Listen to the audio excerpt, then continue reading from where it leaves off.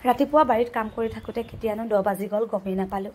আৰু আজি আমাৰ ঘৰলৈ বোলে বহুত দূৰৰ পৰা আলহী আহিছে, মই গমেই নাপাওঁ। গা ধুই থাকোঁতে মানুহজনে ফোন ৰিচিভ কৰিলে আৰু মোক গা ধুই উঠাৰ আহি পাছত কৈছে যে দেৱ আলহী আহিছে। এতিয়া যিহেতু 10 বাজিলে খৰধৰ হৈছে, কোনফালে কি কৰোঁ। গাটো ধুয়ে বেলেগ কাম নকৰিলোঁ আৰু ডাইৰেক্ট ঘৰখন চাফা কৰোঁ বুলিয়ে ল'লোঁ। লগতে আজি আমাৰ ঘৰখনৰ কাৰণে এটা শুভ দিন। আজি আমাৰ ঘৰখনৰ টাইলছ লগাম বুলি মিস্ত্ৰীও আহিছে। দুইফালে যিহেতু আজি আমাৰ ঘৰখনৰ কাৰণে ভাল।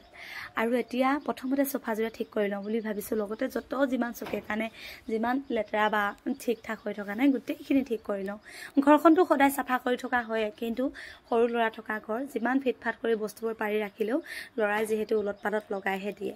আনহাতে যোৱাকালি এই বেড কভাৰখন পাৰিছিলোঁহে, তথাপিও এখন বেড কভাৰ ধুই মেলি ৰাখি থৈছিলোঁ, সেইকাৰণে সেইখনকে পাৰি লওঁ।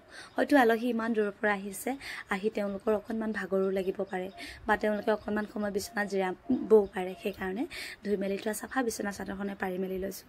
আৰু আজি আমাৰ ঘৰলৈ আহিছে চিলা পথাৰৰ পৰা আলহী। আৰু আজি যে ইমান দূৰ দূৰণিৰ পৰা বা আপোনাৰ ঘৰলৈ যে আহি থাকে আলহীসমূহ মাথো আপোনালোকৰ কাৰণে, কাৰণ আপোনালোকে দিয়া মৰম, আপোনালোকে কৰা সহায়ৰ কাৰণে আজি আমাক হাজাৰজন মানুহে চিনি পায়, লগতে হাজাৰজন মানুহ আমাৰ ঘৰলৈ আহে। আৰু এতিয়া কাপোৰ কানিখিনি যিহেতু ঠিক কৰি মেলি শেষ নহ'লেই, কাৰণ আলনাত যিহেতু কাপোৰ জাপিবলৈ আছেই। যোৱাকালি অকণমান বতৰটো মুকলি কৰিছে বুলি কাপোৰখিনি ধুই ল'লোঁ ফুৰিবলৈ যোৱা, কিন্তু সামৰি মেলি থ'বলৈ সময় নাপালোঁ, কাৰণ যোৱাকালি ৰাতিটো মই ঘৰতে থাকিব নাপালোঁ। ভণ্টিজনী গা ভাল নাই কাৰণে যোৱাকালি ৰাতি খুৰীহঁতৰ ঘৰতে কটালোঁ। আৰু এতিয়া এটা দুটা কৰি কাপোৰ কানি সামৰি মেলি ধুনীয়াকৈ কাম বনবোৰ আৰু লাহে লাহে শেষ হ'ব ধৰিছে।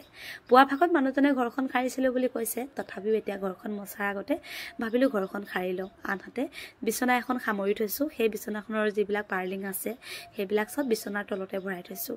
আজি যেতিয়া টাইলছখিনি লগাই দিব, এটা এটা ৰুম যেতিয়া ক্লিয়াৰ হ'ব, এটা এটা ৰুমত সোমাই ল'লোঁ বুলি ক'লে ঘৰখন চিজিল লাগিব। আৰু এই যিটো ৰুম আছে আমি য'ত শুই আছোঁ খাই আছোঁ, সেই ৰুমটোৱে পাকঘৰ কৰি দিম। আৰু এই পাকঘৰ কৰি দিলে এই ৰুমটো সঁচাকৈ আহল বহল হ'ব।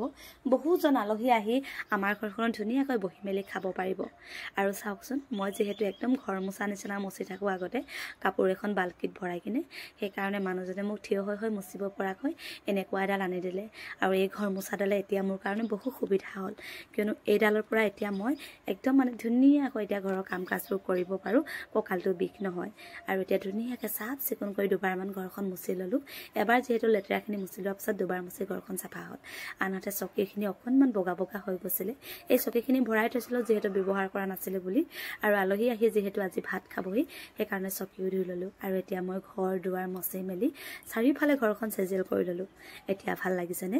সঁচাকৈয়ে এতিয়া চিজিল লাগিছে, লগতে ঘৰখন এতিয়া পৰিপাটি লাগিছে। তেনেহ'লে আজিলৈ ইমানে। মই এতিয়া গা পা ধুই যিহেতু একো খোৱা নাছিলোঁ, চাহ খাই ভাত খাই আজৰি হৈ